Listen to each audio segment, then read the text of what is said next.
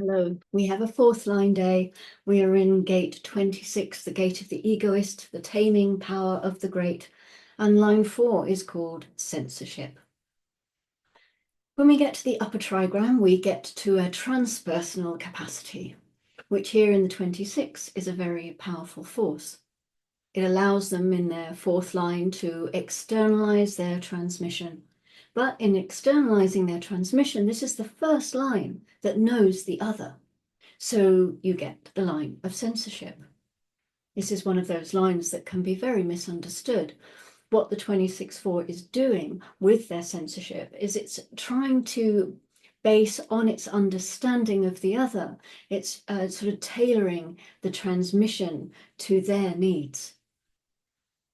In the early days of talking about no choice and human design, so many people would say to Ra, don't say certain things. They'd say, tell them that bit later. Don't scare people or they might not come back. Fortunately, he wasn't a 26-4, and so he didn't take any notice. And censorship is a gift, which doesn't mean it's always well received, of course, and it can be positive or it can be negative. But it's about tailoring the transmission so that the transmission can be successful. The lifetime learning says the alteration of memory through elimination. Lifetime learning lines, they take time. They take time to become part of a life experience. The memory system, what you remember, is changed by slowly removing things. It's like when you give your CV to someone that you want a job from, you leave out the jobs that you don't want them to know about. This is the elimination of memory that comes over time. The exaltation says the ability through censorship to save the collective from themselves. The power of the ego maintained through forgetting. Ra used to say that anytime he saw anyone with a 26-4, he would tell them not to get into past life therapies, not to go rebirthing, leave all of that alone, don't go there. He said they may be forgetful, that's okay. This is not a line that needs to desperately go looking for what they forgot, because what they forgot helps them to get their transmission out. They forget little details that might actually screw up the transmission, so they just don't put it in. What is left out, what is forgotten, it should stay forgotten for the 26-4. In fact, for the strength of the ego, it is important that certain things are forgotten. In the detriment, the use of censorship to maintain the status quo, selective memory in fear of unrestrained consequences, the power of ego maintained through selective memory. The tribe doesn't like the breakup of continuity. They don't like changes to education or to religion or politics, or even their favorite soap opera characters. The tribe have their story, and they're happy seeing things their way. Imagine that you have someone in hospital and the doctors think that they might have some nasty, highly contagious disease. If that were actually true, it could create an enormous dilemma within the community.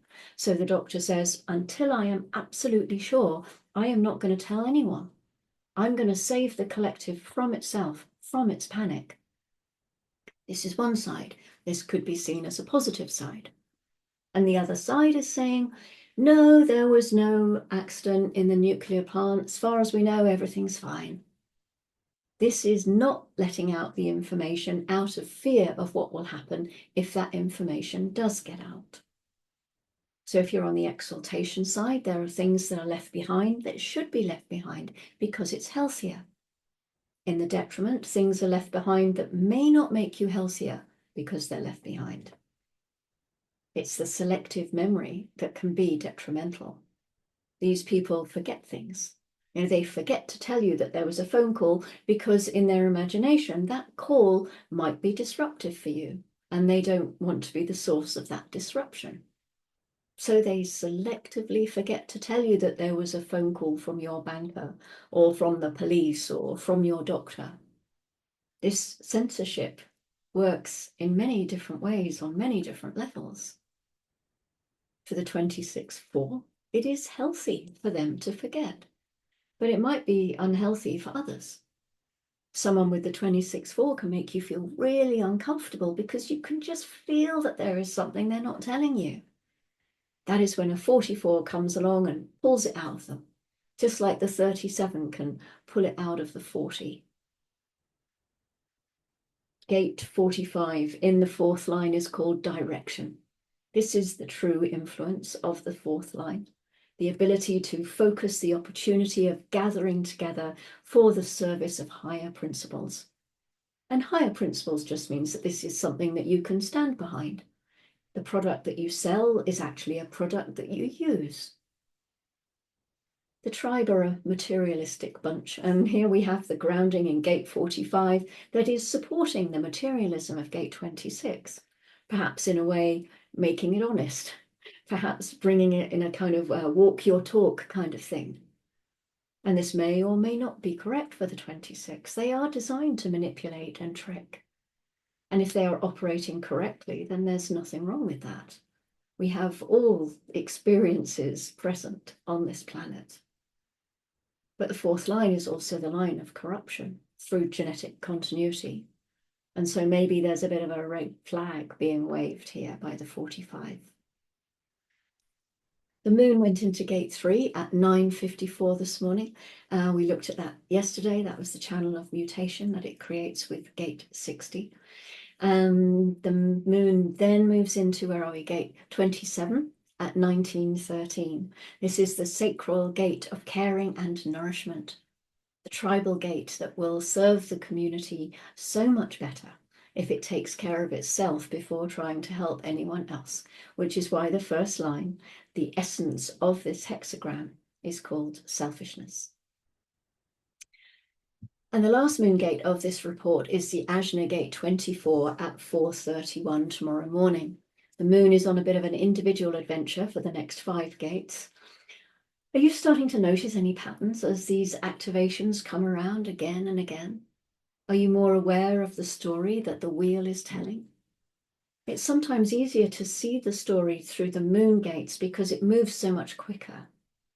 But it's easier to feel it through the sun transits as it's much slower and it gives us more time to sink into the energy.